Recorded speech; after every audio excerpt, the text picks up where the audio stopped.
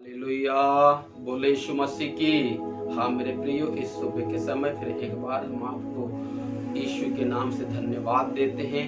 इस YouTube channel के माध्यम से, bread of life charitable trust के माध्यम से, हाँ मेरे प्रियो, फिर एक बार हम इस सुबह के समय परमेश्वर को धन्यवाद देते हैं और परमेश्वर के वचन को हम फिर एक बार मनन करेंगे, सीखेंगे कि परमेश्वर आखिर हमसे हमें क्या सिखाना चाहता है। तो हम देखते हैं मेरे प्रियो, आज हम एक सेनापति के बारे में देखेंगे, क्योंकि वो राजा का सेनापति था और उस सेनापति का नाम नामान था। और ये आपको दूसरा राजा उसके 5 अध्याय और उसके 1 पद में ये सेनापति के बारे में लिखा है, क्योंकि 5:1 में ऐसा लिखा है, आराम के राजा का नाम नामान नामक सेनापति अपने स्वामी के दृष्टि में बड़ा और प्रतिष्ठित पुरुष था, क्योंकि यहोवा ने उसके द्वारा अरामियों को विजय किया था। वह सूरवीर था परंतु वह घोड़ी था। अर्थात परमेश्वर का वचन यहाँ एक बात को बताता है कि ये जो नामान जो है वह अपने राजा के नजर में मतलब एक बड़ा प्रतिष्ठित पुरुष था और एक सूरवीर ये व्यक्ति था। और वचन कहता है कि इसने अरामियों को विजय किया था। अर्थात ये एक योद्धा था, ये एक सेनापति, एक योद्धा, एक लड़ने वाला, एक जवान था। परंतु यहाँ पर परमेश्वर का वचन एक बात को ये भी कहता है कि वह कोढ़ी था। अर्थात कोढ़ की बीमारी उसे थी, वह कोढ़ी था। हाँ मेरे प्रियो, और मैं समझता हूँ कि बीमारी मनुष्य के लिए एक बोझ है। बीमारी मनुष्य के लिए बोझ है और हो सकता है किसी को कोढ़ की बीमारी हो, किसी को और भी कुछ बीमारी हो। ऐसे बहुत से प्रकार की कोई ना कोई समस्या किसी न किसी को रहती है। तो हाँ मेरे प्रियो, और वचन में हम एक बात को देखते हैं कि ये जो नामान जो सेनापति है, इन्होंने इजराइल से एक लड़की को बंधुआ बनाकर ले आए थे। और ये जो लड़की जो थी ये नामान की पत्नी की सेवा करती थी। और ये जो लड़की थी ये इजरायली लड़की थी। अर्थात इस लड़की का एक काम था कि नामान जो सेनापति है, इसकी जो पत्नी है उसकी वो सेवा करे। परंतु एक दिन ये जो छोटी जो लड़की, जो इजराइल जो छोटी लड़की है, इसने अपने स्वामिनी से एक बात कहा और वो ये है कि यदि मेरा स्वामी सोमरोन के भविष्यवक्ता के पास होता तो क्या ही अच्छा होता, क्योंकि वह उसको कोढ़ से चंगा कर देता। अर्थात ये एक गुलाम का जीवन वहां पर जी रही है, क्योंकि इसे इजराइल देश से इन्होंने इसे बंधुआ बनाकर लेकर गए थे और इसका काम था वहां पर अपने स्वामिनी की सेवा करना। परंतु वहां पर उसने अपने परमेश्वर के काम को बंद नहीं, परंतु परमेश्वर के काम को उस लड़की ने जारी रखा। और उस लड़की ने जारी रखा और एक ही बात कहा कि यदि ये मेरा स्वामी अगर सोमरोन के भविष्यवक्ता के पास होता तो क्या ही अच्छा होता। अर्थात क्या अच्छा होता कि वह कोढ़ से शुद्ध होता। हाँ मेरे प्रियो, तब वचन इस बात को बताता है कि तब ये जो नामान है, ये सेनापति, ये सोमरोन के भविष्यवक्ता के पास गया। परंतु जब सोमरोन के भविष्यवक्ता के पास गया तब उसे खबर दिया गया कि नामान नामक सेनापति तुझसे मिलने आया है।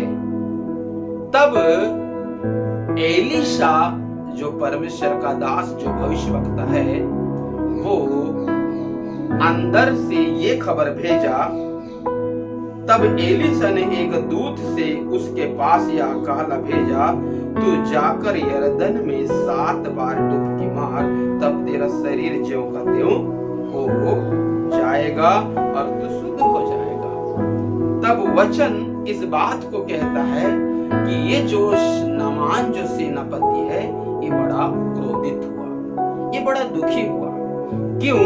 क्योंकि इसका नाम बड़ा था, ये सेनापति था और ये सोचा था कि जब मैं भविष्यवक्ता के पास जाऊंगा तो भविष्यवक्ता अंदर से बाहर मेरे पास मिलने के लिए आएगा और मेरे पास मिलने के लिए आकर मेरे कोढ़ वाली जगहों पे हाथ रख के मेरे लिए प्रार्थना करेगा।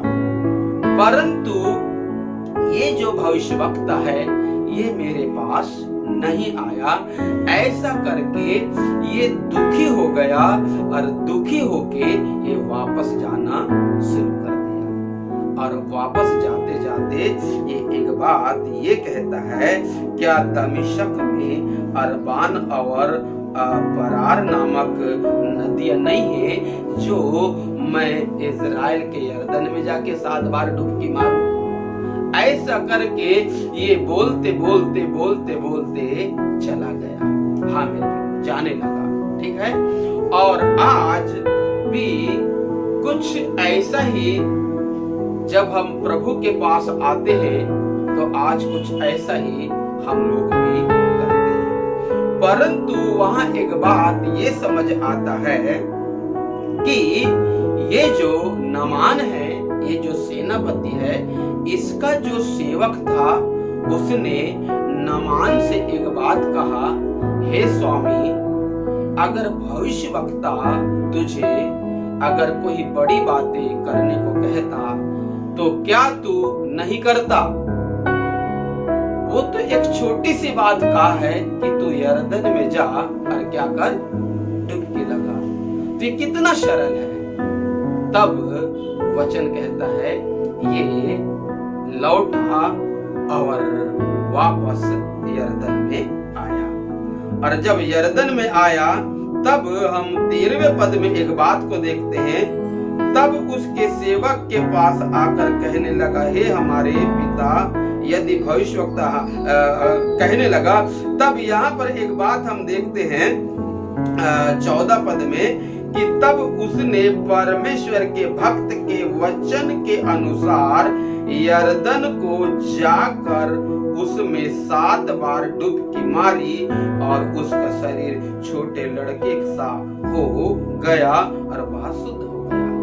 तो कहने का मतलब ये है कि ये नामान तो सेनापति था और एक प्रतिष्ठित पुरुष था और एक शूरवीर था, परंतु समझदारी की बात उसके सेवक के अंदर थी।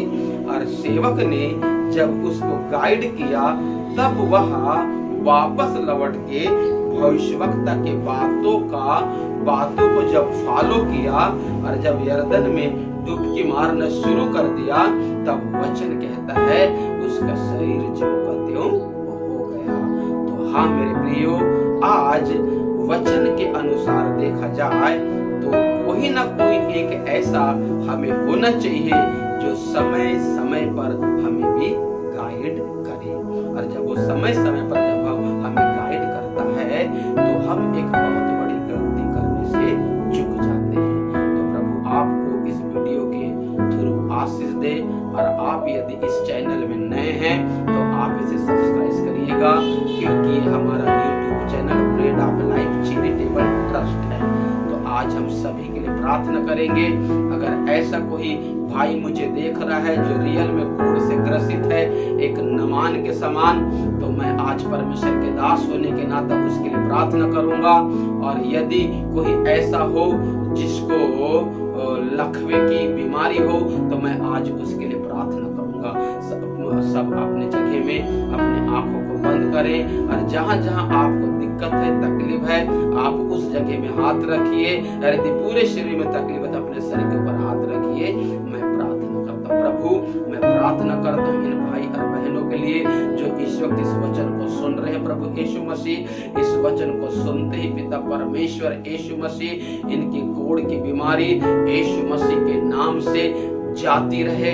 तमाम उन कोढ़ की बीमारी को जो श्राप को दर्शाता है, आज हम यीशु के नाम से उस व्यवस्था 28-22 के अनुसार पाए जाने प्रत्येक श्राप को हम यीशु के नाम से गलाती 3:13 के आधार से तोड़ते हैं और यीशु के नाम से हम इन्हें फ्री घोषित करते हैं प्रभु। और हर एक प्रकार की उस टीबी या लकवे की बीमारी को भी हम मसीह यीशु के सामर्थ्य नाम में इस वक्त इनके शरीर से यीशु मसीह के नाम से निकलने का आदेश देते हैं। जिनके घर में पारिवारिक जो डिस्टर्ब है, पति पत्नी के अंदर जो लड़ाई और झगड़े का माहौल है, ये लड़ाई कराने वाली, झगड़ा कराने वाली श्रापित आत्मा, परिवार के अंदर डिस्टर्ब को डालने वाली दूषित आत्मा, आज मैं तुझे यीशु के सामर्थ्य नाम में अधोलोक में भेजता हूं और इस परिवार में यीशु मसीह के नाम से मैं आनंद और शांति को रिलीज करता हूं, ताकि प्रभु इस परिवार में एक बड़ा आनंद और शांति का माहौल हो।